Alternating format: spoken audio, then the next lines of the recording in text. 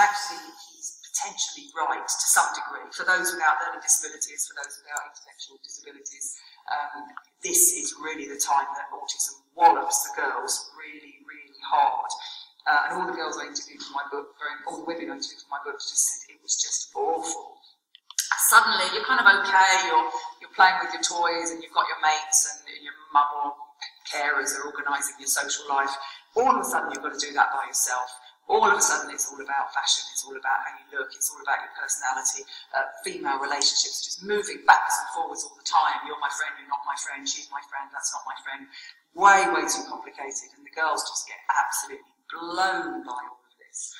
Trying to copy, but just feeling weird, not knowing what the rules of fashion are, just don't really get it, don't want to wear these clothes, they're uncomfortable, they're stupid, no value or point about any of these sorts of things. A large number of the girls seem to very much dress their own way, their own style, quite independently, quite uniquely, might be around particular patterns, particular colours, particular fabrics. A lot of women autistic women seem to very much value dressing for comfort, sensory stuff, really, really important.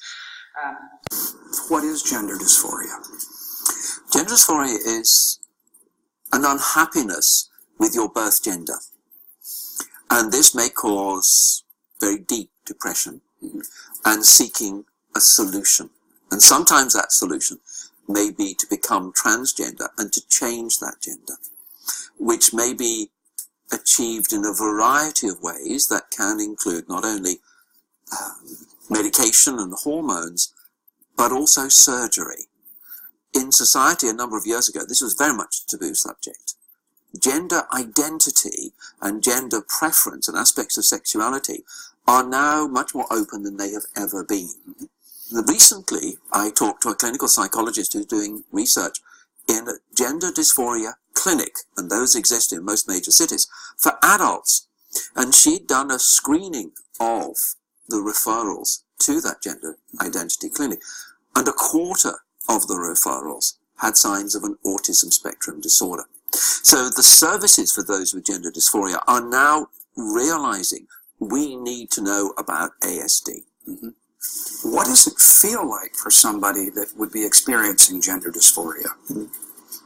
We use the phrase coming out, and often the person has come out to themselves in elementary, perhaps junior high school, where they've realized that they are different to their gender peers in a number of aspects. And it may be teens or adult years that they come out openly to other people, maybe family members. And this is a very risky situation because sometimes parents will accept that and say, I love you, whatever your gender. Mm-hmm. Others become horrified by that process because it is a huge shift in perception and thinking of the future and so on. And often that person will be questioned about the legitimacy of their decision. Why do you want to do that? Almost in an accusatory way. Mm-hmm. And that person is going through a very, very tough time. Mm-hmm. They need understanding and listening. Mm-hmm.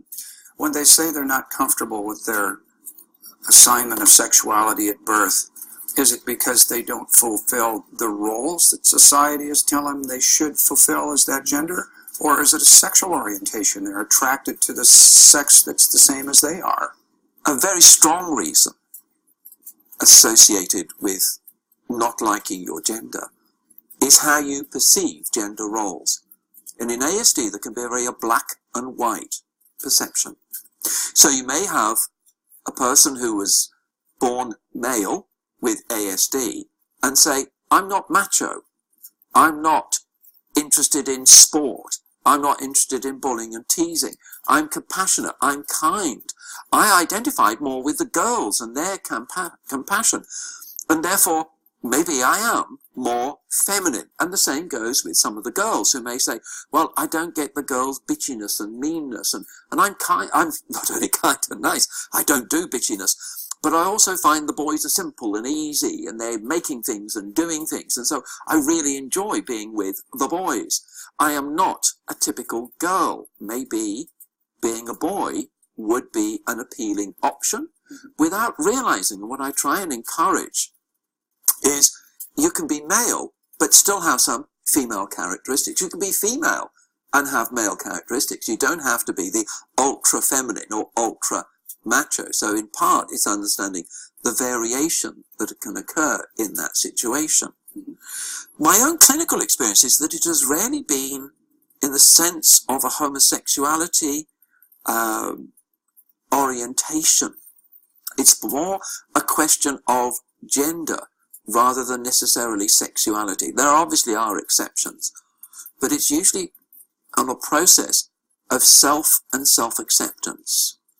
So as a clinician in the early stages of this, I may work with the person saying, whatever your gender, let's explore who you are, and a satisfaction and enjoyment of who you are. Because if you are seeing changing gender as a solution to a number of problems, will it solve them or will they continue? So it's looking at that person's lifestyle and exploring it further. So we need to very carefully work with the person to find what I call psychological archaeology. Where did this come from? Often much younger. And how did it develop? And how do you see your future when you change gender? And for the people that I've seen, when that gender change has occurred, there are those who say very clearly, someone I saw only recently, who had always been he. And I always find it difficult when I'm talking to him to give the appropriate personal pronoun. She now is much more visibly relaxed and content in female form, but you can't guarantee it for all. So this is where it's something that is needing careful handling, support, but there can be in ASD a determination to go ahead with it. That's what I'm going to do, as quickly as possible. And if you're not for me, you're against me. And I'm hoping that needs to be careful consideration, because the consequences are considerable and lifelong. And it's a decision that must be made with full evaluation of all the information.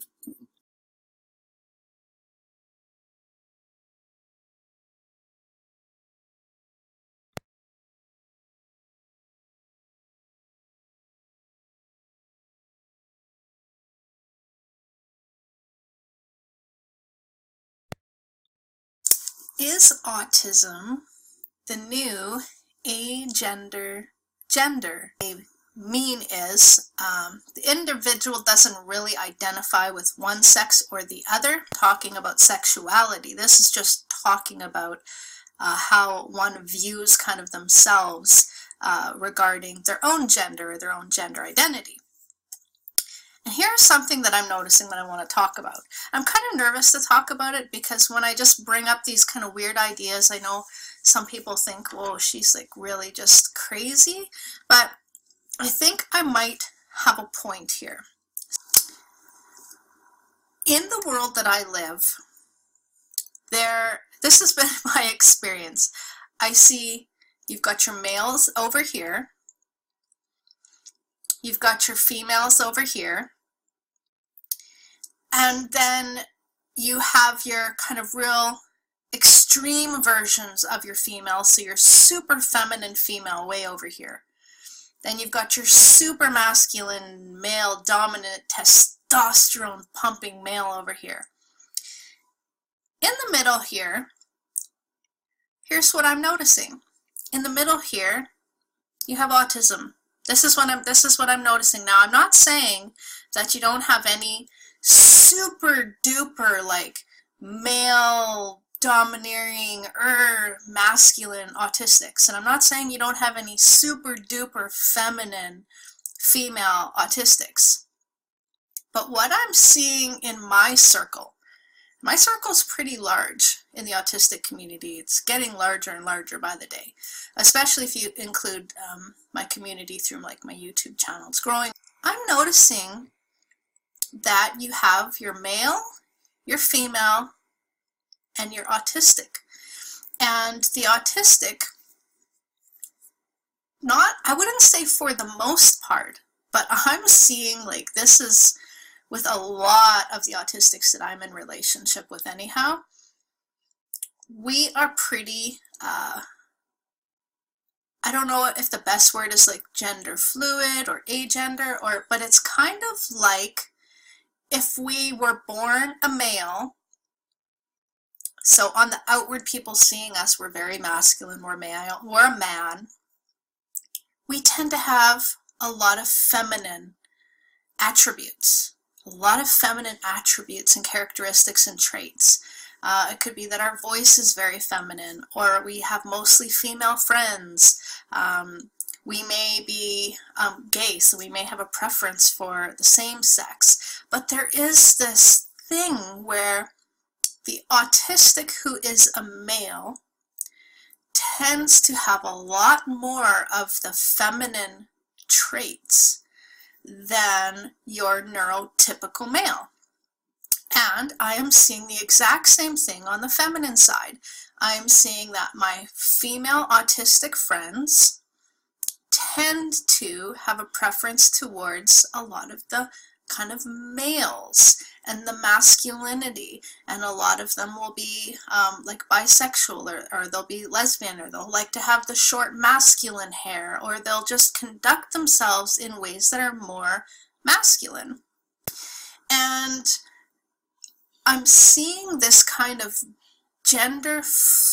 is fluidity a word? I don't even know what you would call it, but it's kind of like in my brain I see male, autistic, female, like male, autistic, female, and the autistic kind of is just balancing between the sexes almost.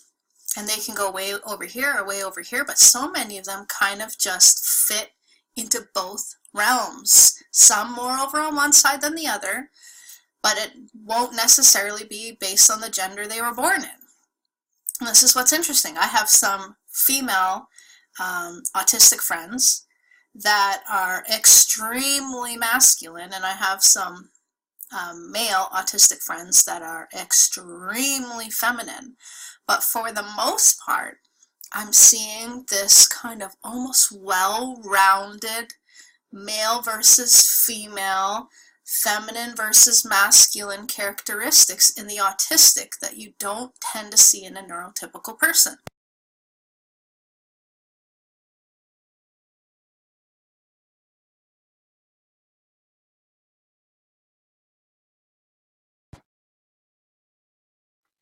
So this is really quite upsetting. I was looking into it for some time now.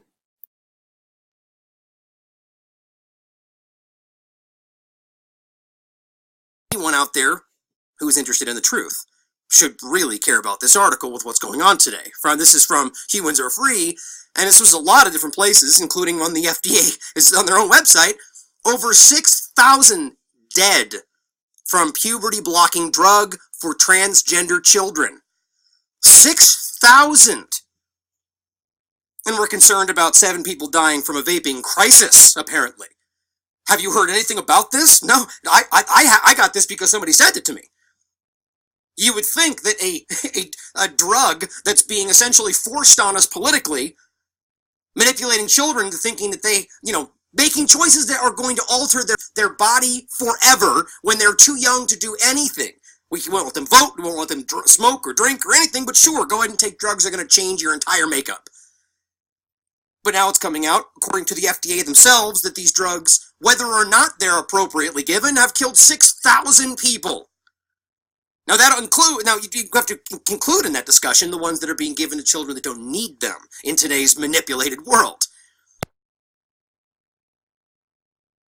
So the way I see it, at least in autistics, it's more about finding yourself, knowing who you are.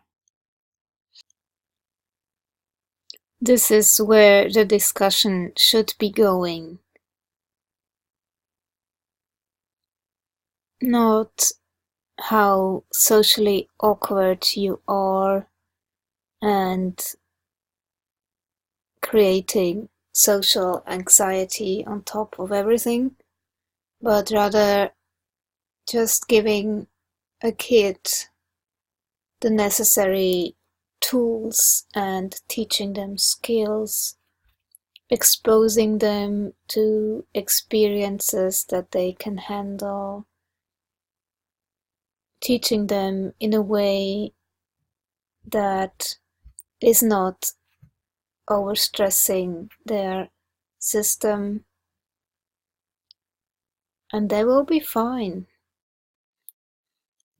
I think a mentor who reinforces a positive attitude, not thinking about how socially awkward you are or feeling bad that you don't fit in, and doesn't push the socializing too much, but rather encourages special interests, developing skills, that sort of thing.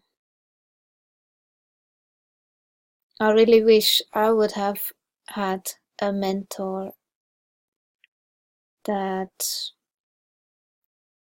would have pierced through my shyness and just guided me along.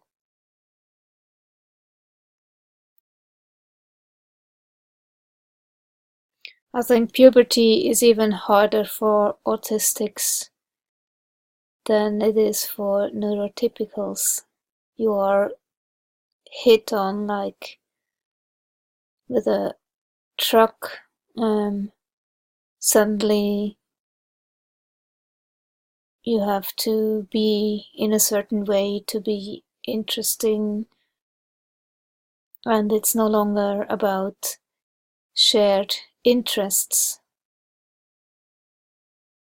And that's where autistics can connect, if they can have a friend that has the same interests. If you don't have that, then you are like a ship on an open sea without steering wheel. You don't know where to go.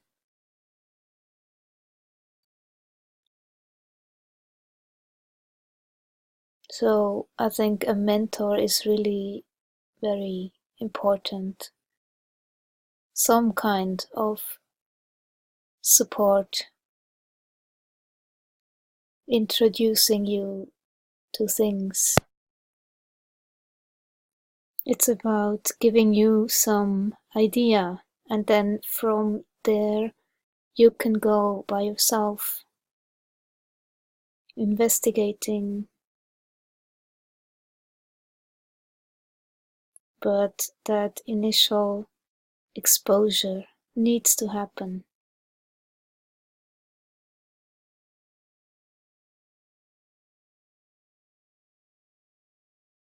And for me, it took decades.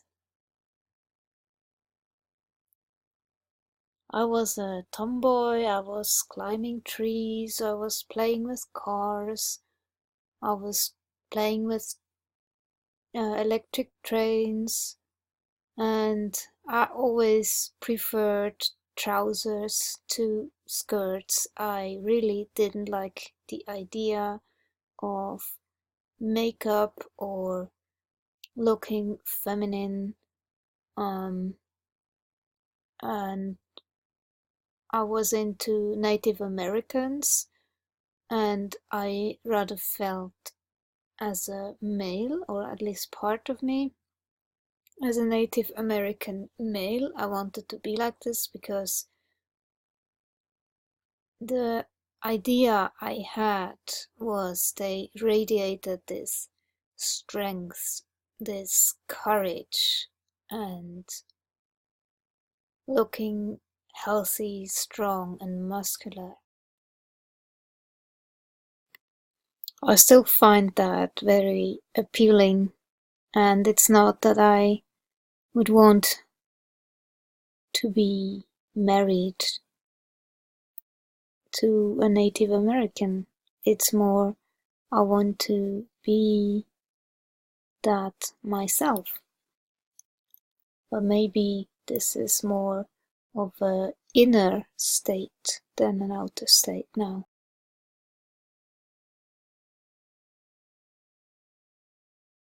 Especially as a teenager, I was totally into horses. And I made some Native American glass pearl jewelry,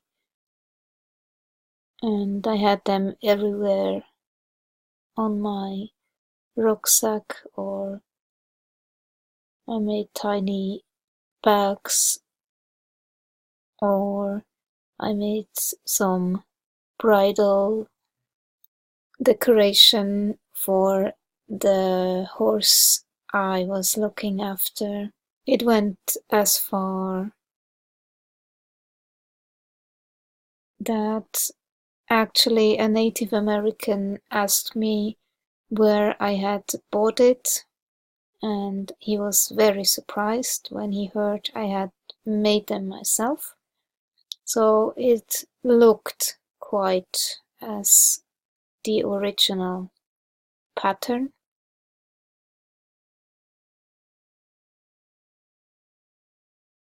Very similar. I was really quite obsessed with it. And it's beautiful artwork, look at it. And I preferred the Sioux pattern. When I still believed in reincarnation, I was totally sure that I used to be a Native American at some point. This was so familiar to me. And I really love this color combination. The sunrise and combined with blue.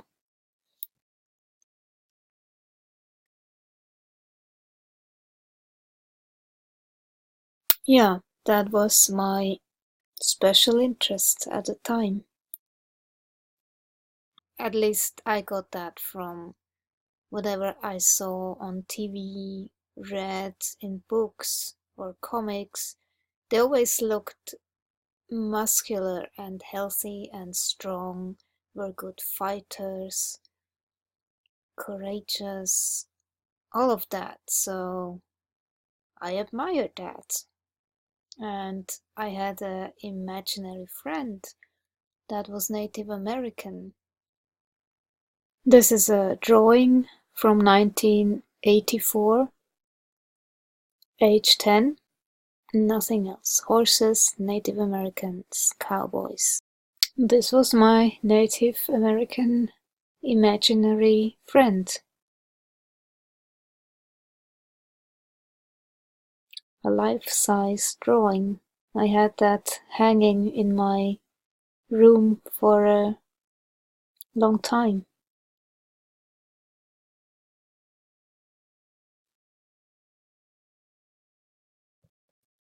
Friend and teacher to me. I felt alone, couldn't connect with the kids, but at least I had a Native American friend.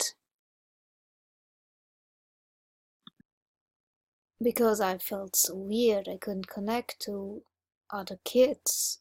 I didn't know what to talk with them or how to behave.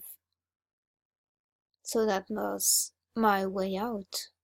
And at the time, I didn't know I was autistic. And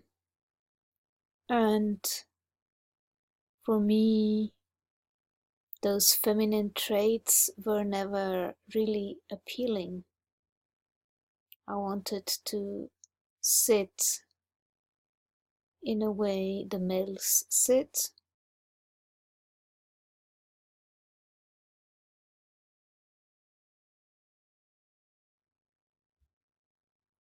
Just be comfortable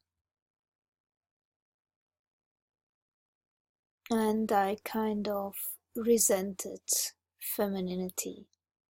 But that doesn't make me transgender at all. But I never wanted to actually go through transition or something like that. And makeup doesn't make any sense to me. It's a lot of fuss. I do not want to go through that. Doesn't make sense. Why would you go through that ordeal every single day, and then in the evening again you have to clean your face? And then those cosmetics, they have a lot of toxic substances, so just for that reason alone I do not want to go through with it. I just feel this isn't me, and all I use is my homemade animal fat body cream. It's a really good product, and I love to apply it morning and evening, and that's all I use. That's how it looks like in its finished form. And that's my muscle and joint balm, animal fats, marmot, beeswax, goat butter, duck fat, beef tallow, and some Chinese and Indian oil. That's it. Makes life actually very simple, and that's what I'm about, simplicity. Then you come across such videos, and this is really concerning. Some kind of agenda being pushed alongside the political correctness that doesn't allow you to speak up about this, or you'll be labeled as transphobic or something, when you are just trying to point out some really bad issues that are happening. And personality traits are also important, because understanding which one is playing havoc or which one is working for the person, you get a map to that person's motivation and distress patterns. Identity has a really big impact on a person with autism. Do they see themselves as a project? Do they see themselves as a human being? Do they see themselves as a baby? Have they transitioned into seeing themselves as a child, a teenager, an adult? Do they see themselves as a different gender?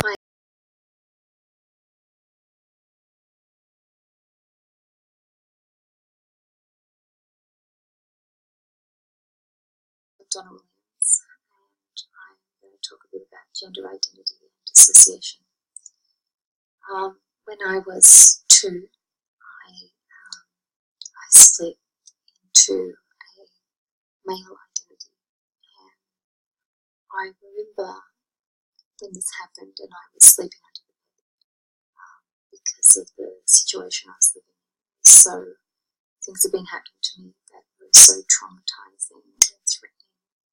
The only way to feel safe was first to try to sleep down on the side of the bed and then to sleep under the bed. And I couldn't dare to sleep, and I could feel this kind of presence outside of me. It's really strong, and it felt adult, and I was really quite terrified of things that have been going on, and tired out and burned out. And I remember letting this feeling become part of me, and the me that I was, I just let it go. So I guess it's kind of like dying in a sense. But instead there was this other person who was incredibly, felt powerful, and it didn't really matter what happened to it because it didn't feel like me. So originally there'd been this very sensory me. So I used to make movement out of things all the time, make all the fabric fly. Loved the smell of blossoms and bees, and looking at light and rubbing my eyes and making colour. I love the sounds of things. I love to love textures. And then I was this other person, and the person I became was someone who glared and who would get really stiff and give people the sort of like, get out, get away, you're invading, intruding. I was this person who would merely tolerate people. And it was a very strong male identity, and as I got older, when I was 4, I split again, and this time I guess it coincided with the death of my grandfather and my grandmother being moved out the same week, so I effectively lost my carers in 1 week.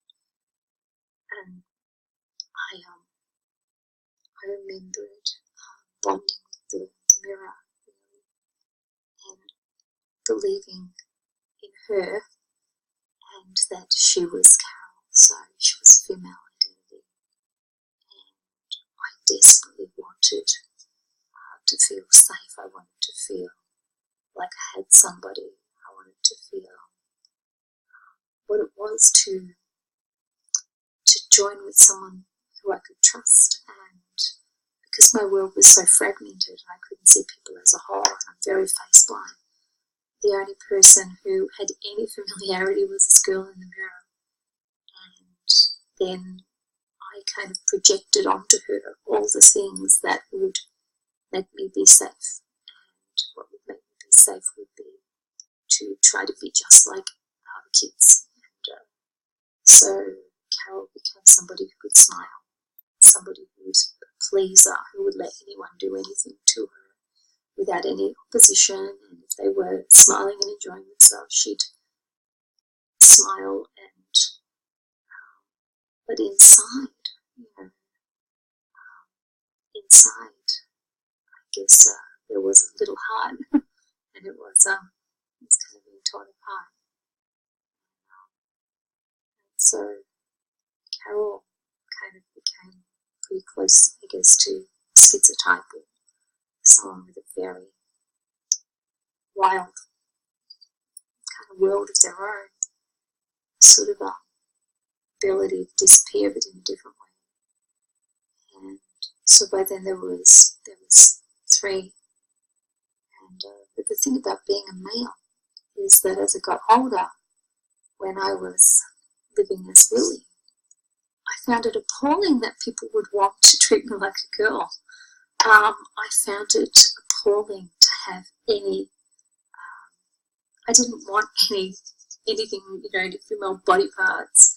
I didn't recognise that as me. I felt I was somehow a reincarnation of a male, and I got stuck in a female body. And then as I got older, I remember feeling really alien from other females, and being in shops and things and thinking, why can't I feel like that? Why do these things feel wrong? And I found safety and security in identifying with male things. I wished I had a beard. I wanted a tie. I wanted to wear men's hats, and I wanted to I guess be treated like a male. I didn't feel particularly interested in women as friends. I couldn't adhere, because in that mode I just felt, I don't know, like a weirdo, just like they weren't my kind. And the whole sort of sex thing about men was quite a challenge. I eventually sort of really broke out of that in a lesbian relationship, and that allowed me to be someone who felt like I was a straight male in what felt like a reasonable relationship. But I ultimately married someone who is a really very gentle, wonderful human being. And and sort of by various selves sort of formed their own relationships with him. And I guess most recently there came a point where, where those selves were becoming far more, I mean, the switching would usually be so unconscious. I wasn't easily feeling or hearing the emotions or phrases or agitation of other selves. And then because I've been told disorders and anxiety disorders and sort of compulsive disorders going on, I just think, oh yeah, it's part of that, it's part of that, it's part of that. And because the medication that I was on would tend to kind of dull some of that down, I just thought, oh yeah. And progressively I realised these are the others and they want to come on. And in coming home, one of those, of course, was Lily. And one day, because the others had sort of banded together as the girls, and so Willie was really crashing into depression. And there was this feeling of some horrible realisation that was coming up, and it was making the part feel quite desperate and suicidal. And then the others sort of decided they'd buy Willie a mug. Willie could have a mug because he didn't have a mug. Standing in a shop, just started, Willie just froze under this mug and started crying and couldn't dare to touch it. Finally touched the mug and picked it up. It was like a wallpaper pattern, and then just endless tears, and then utter phobia, and the realisation of, oh my God, I'm not male. I've always been female. I'm a female who's phobic of being female. And the crashing realisation of that, to suddenly look around and see the things you weren't allowed to see, because to see them would open up all of that Pandora's box, and to walk home and know that what happened. So I thought I'd kind of share that, this unusual situation.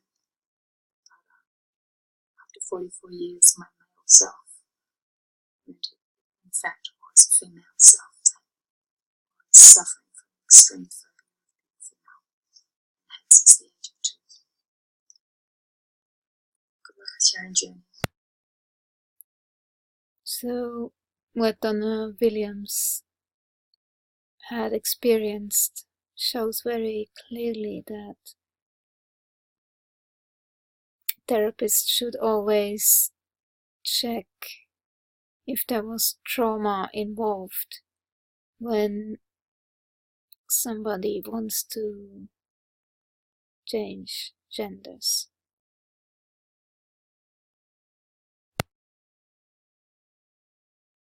Because otherwise you have this issue,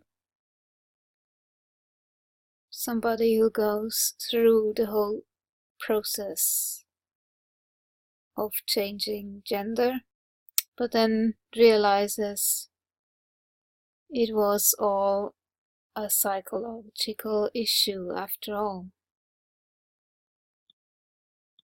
My name is Walt Heyer, and I used to be a transgender. In fact, I lived 8 years as a transgender female. The reason I'm no longer a transgender is because I found the truth. Struggled still with my identity until I went to one of those people they call experts in gender identity. In fact, the guy I went to was the guy who authored the original Harry Benjamin International Standards of Care, so he was an expert. And so he diagnosed me with gender identity disorder, or gender dysphoria, and said the cure for your problems that started when you were 4 was hormone therapy and gender reassignment surgery. And so I went through the protocols and spent the 2 years between the time I was first diagnosed wondering if this was going to work. And eventually in April of 1983, I underwent gender reassignment surgery in Trinidad, Colorado. So a few years after that, about 5 or 6 years after that, I began to study psychology and of addictions.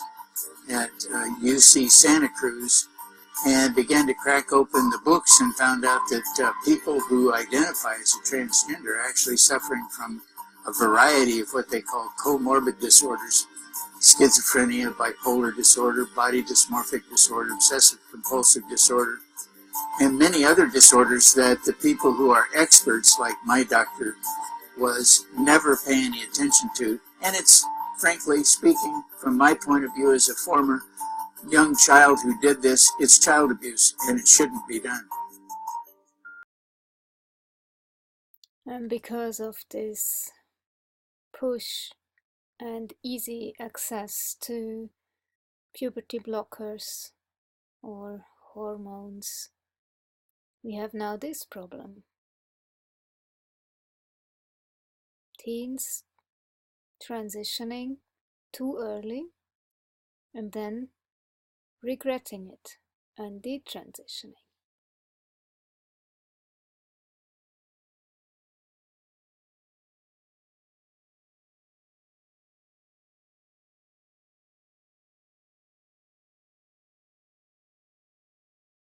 This is insane. 77 in 2010.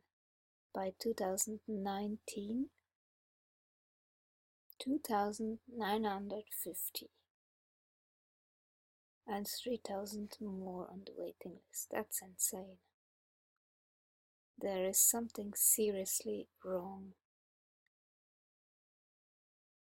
And I think it's not being born in the wrong gender. The biggest thing that I regret is the change in my voice. This is actually a good channel. Somebody who is open to discussion. She says for her it was the right decision, but there are others that regret it. So she is open, she doesn't judge. And I put the link in the description. Hello. My name is Elle. I am a female to male to female detransitioner. I have been very active in the detrans community on Reddit, talking about detransitioning because I have been thinking about it a lot for the past few weeks, to why I transitioned and how I'm coping now that I am detransitioning. I came out as trans when I was 14. Why I thought I was trans, and most of the reasons were because I wanted to look like a guy, I wanted to be perceived as a guy, and I had just gone through a very traumatic sexual experience with an older man on the internet, thankfully not in real life, but it was still extremely traumatic for me and affected my confidence, my sense of self-worth, and my wanting, I didn't want people to perceive me as a woman anymore, because the reason that whole thing happened is because I was a female existing on the internet. So I wanted to change my gender after that happened.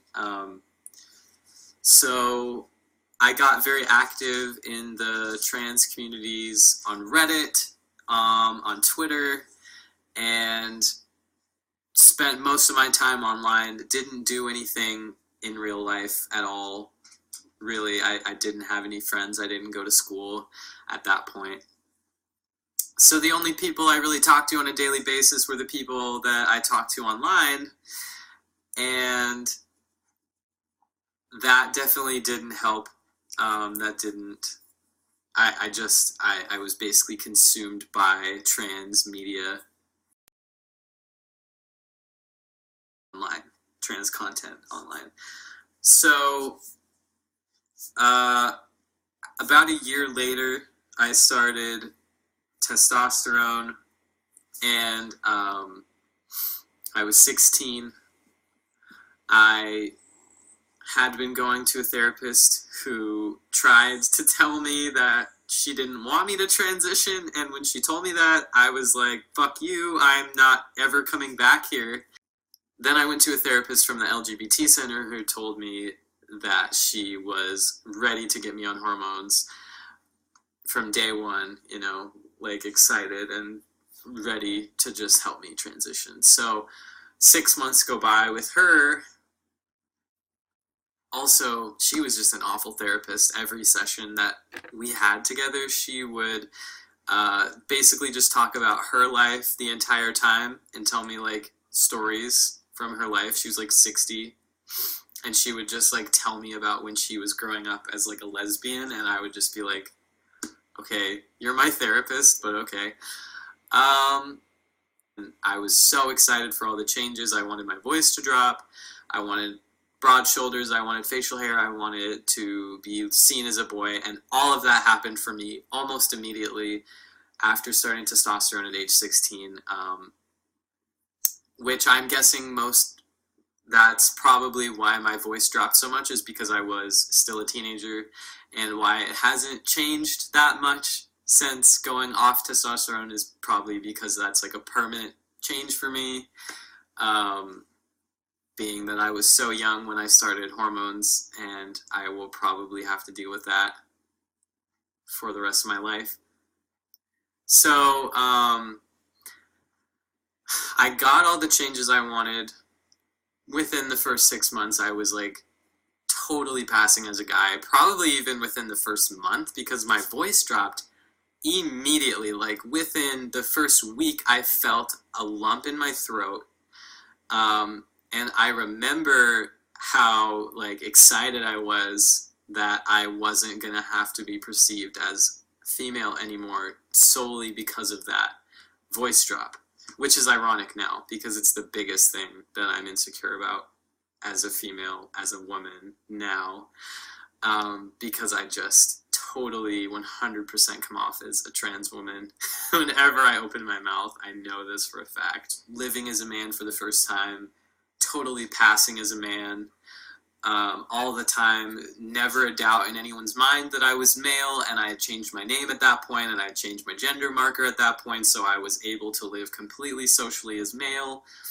And then I got a girlfriend, and so everything was just like totally at the top of my like life. Like I got everything I wanted basically out of transitioning, and I didn't even have to really think about being trans anymore. It was just like, it wasn't even a thing. 18 to age 19, I was going through a lot of changes in my life. I graduated high school, broke up with my girlfriend, got really sad about, you know, the relationship and what was I going to do with my life.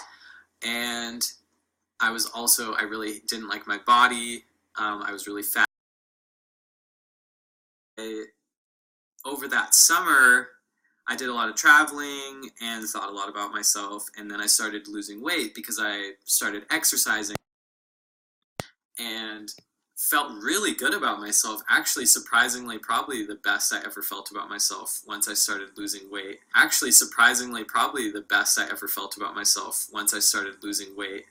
And losing weight actually impacted my self-confidence more than any other aspect of like my time transitioning.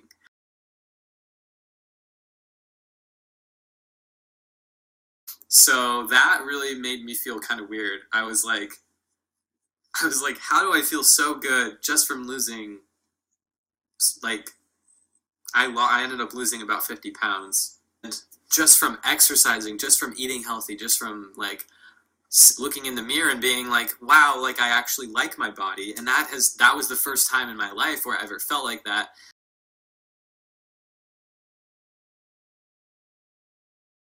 I also, immediately after I started testosterone, I stopped having bottom dysphoria, which should have been a red flag to me that I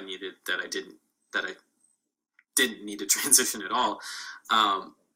because I had very intense bottom dysphoria before testosterone, but then once I started testosterone, it was like snap and gone. Don't even worry about that anymore.